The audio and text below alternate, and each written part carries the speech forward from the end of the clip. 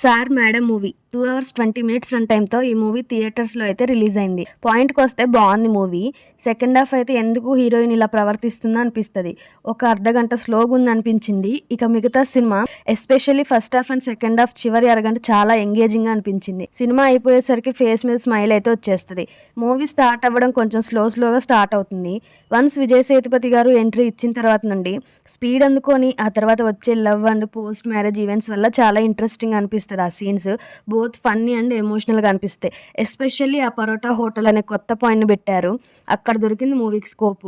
ఆ family members చుట్టూ మంచి ఈవెంట్స్ నడిపారు. స్క్రీన్ ప్లే కూడా బాగుంది. ఇక ఆ ఫ్యామిలీతో చూడొచ్చా ఈ మూవీని అంటే డెఫినెట్గా చూడొచ్చు. ఇబ్బంది పడే సీన్స్ ఏమీ లేకుండానే తీశారు మూవీ మొత్తం కూడా. ఫైనల్గా బేసిక్ స్టోరీ లైన్ ఏంటంటే మూవీ ఓపెనింగ్ సీన్లోనే భార్య అయినటువంటి నిత్య మీనన్ గారు ఆమె చైల్డ్కి టెంపుల్ దగ్గర తన ఫ్యామిలీతో కలిసి గుండు చేపిస్తుంటారు.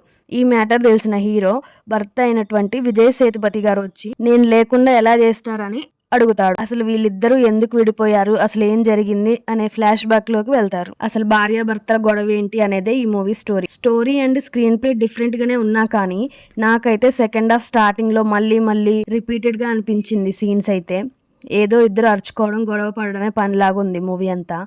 అందుకే సెకండ్ హాఫ్ బోర్ కొట్టింది. అండ్ హీరో పెద్ద తప్పేం చేయకపోయినా హీరోయినే మాటికి అలిగి వెళ్ళిపోవడం, గొడవ పడడం ఇదే ఉంది. మరి ఈ మూవీ మీలో ఎంతమంది చూసారు, మీకు ఎలా అనిపించిందో కామెంట్ చేయండి.